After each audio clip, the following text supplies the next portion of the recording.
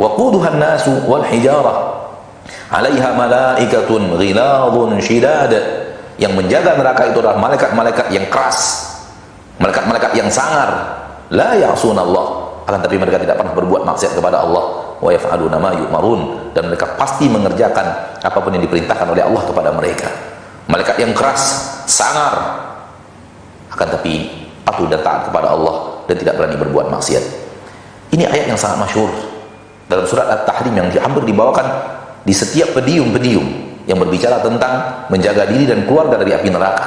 Dan ini adalah ayat yang luar biasa penting untuk kita angkat sebagai nasihat pada kesempatan yang berbahagia ini.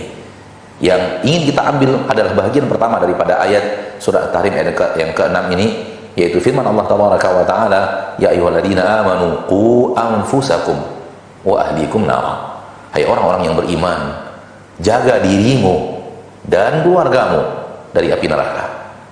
Dari mana Allah memulai? Dirimu. Kalau kita ingin menjaga sesuatu dari api neraka, siapa yang harus kita jaga pertama kali? Diri kita sendiri. Ini perintah Allah. Ini perintah Allah subhanahu wa ta'ala. Kalau kita serius ingin selamat dari api neraka, maka keseriusan itu harus dimulai dari keseriusan diri sendiri. Menjaga diri untuk tidak menjadi penduduk neraka. Itu yang paling penting.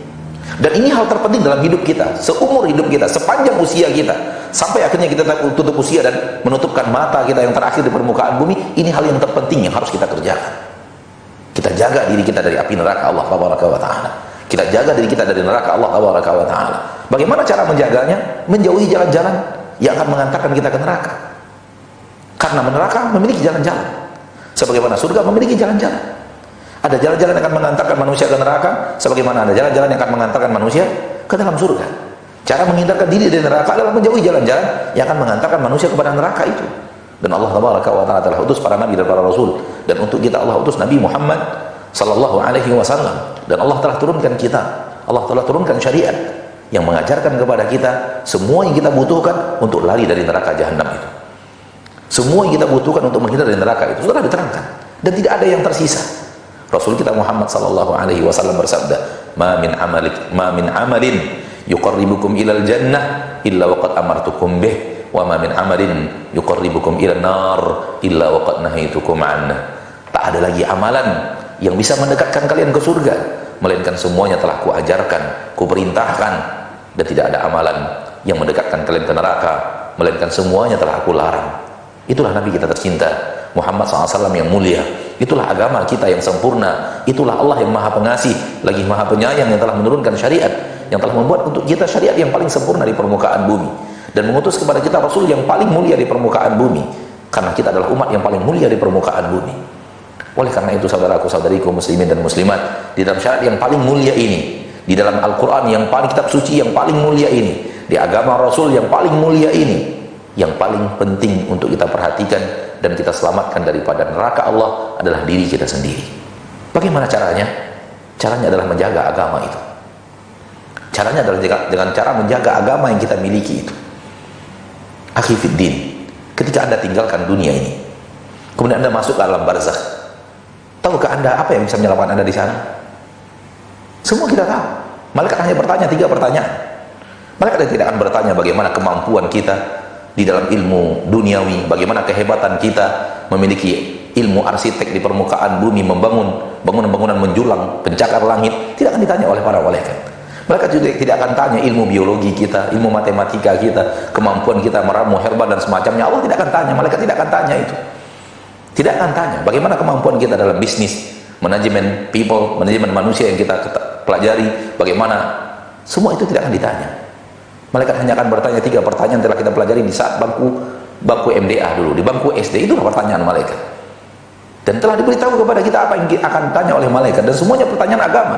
Man rabbuk? Man nabiyuk? Wa ma dinuk? Siapa Rabbmu? Siapa nabimu? Dan apa agamamu? Ini 3 pertanyaan, dan semuanya pertanyaan agama tuh. Tak ada yang hubungan dengan dunia, tak ada yang hubungan dengan matematika, tak ada yang berhubungan dengan fisika dan biologi, tak ada berhubungan dengan geografi, tak ada hubungan dengan kimia dan fisika, nggak ada.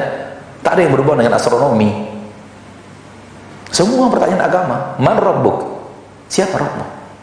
Sudahkah kita benar-benar kenal siapa Allah ketika kita di permukaan bumi ini? Sudahkah agama kita benar-benar mengarahkan kita kepada siapa Allah yang sebenarnya? Bagaimana dia? Apa yang harus kita lakukan kepadanya? Bagaimana sifat-sifatnya? Apa nama-namanya? Bagaimana kita cara menyeru kita kepadanya?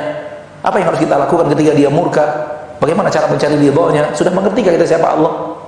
Ataukah Allah adalah sebuah kalimat yang hanya berlalu di telinga kita, yang kita tidak pernah belajar tentang siapa dia sebenarnya? Padahal hal yang terbesar yang di dalam kandungan Al-Quran adalah Allah memperkenalkan dirinya kepada kita. Itu hal yang terbesar di dalam Al-Quran. Allah ingin kita mengenal dirinya. Makanya Ia turunkan Al-Quran, tali penghubung antara Dia dan makhluknya. Akan tapi, sudahkah kita menggalinya?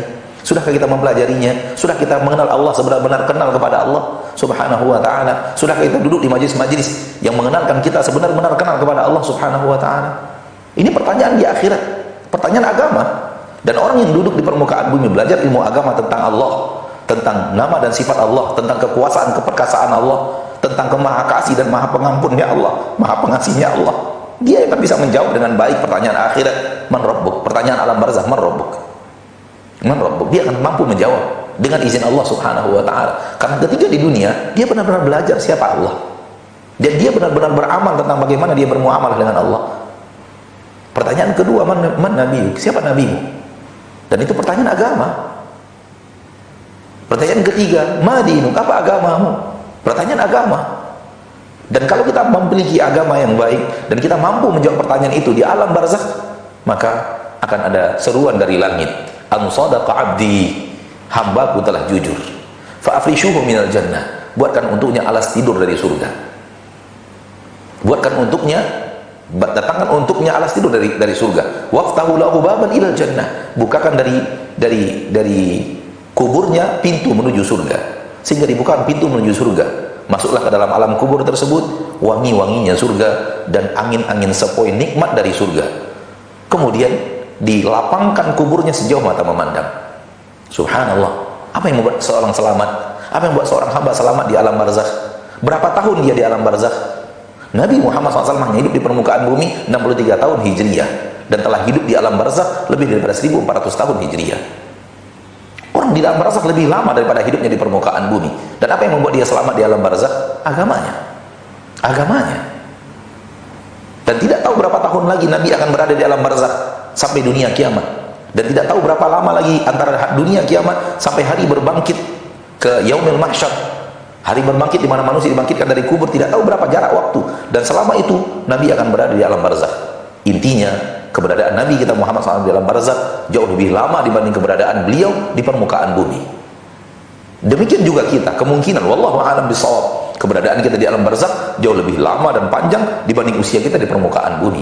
Dan yang akan menyelamatkan kita di alam barzakh itu bukanlah harta kita, bukanlah keluarga kita, bukanlah pangkat dan jabatan kita, bukanlah ilmu astronomi yang kita miliki, bukanlah ilmu geografi yang kita kuasai, bukanlah ilmu fisika dan kimia yang telah kita ketahui, bukanlah titel kita yang selalu mendapatkan penghargaan, selalu mendapatkan tepuk tangan manusia. Tak ada artinya sama sekali.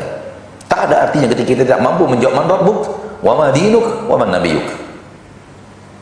Hanya orang-orang yang beragama, yang mengenal Nabi bisa menjawab pertanyaan itu. Dan orang yang di dunia benar-benar belajar agama bisa menjawab pertanyaan itu. Maka yang akan menyelamatkan kita di akhirat, di alam barzakh pun adalah agama kita. Oleh karena itu kita peduli kepada agama kita, karena dia akan menyelamatkan kita. Justru sebelum masuk ke alam barzakh pun, agama yang menyelamatkan manusia di permukaan bumi. Namun ini bahasannya mungkin agak sedikit panjang. Kita lanjutkan ke alam akhirat. Di akhirat yang bisa menyelamatkan manusia di akhirat, agamanya juga. Kalau dia beragama baik di permukaan bumi, maka dia akan selamat di akhirat. Allah tabaraka wa taala berfirman, man amila salihan fali nafsih. Barang siapa di dunia beragama dengan baik, dengan beramal saleh, maka dia akan menikmati hasilnya di akhirat.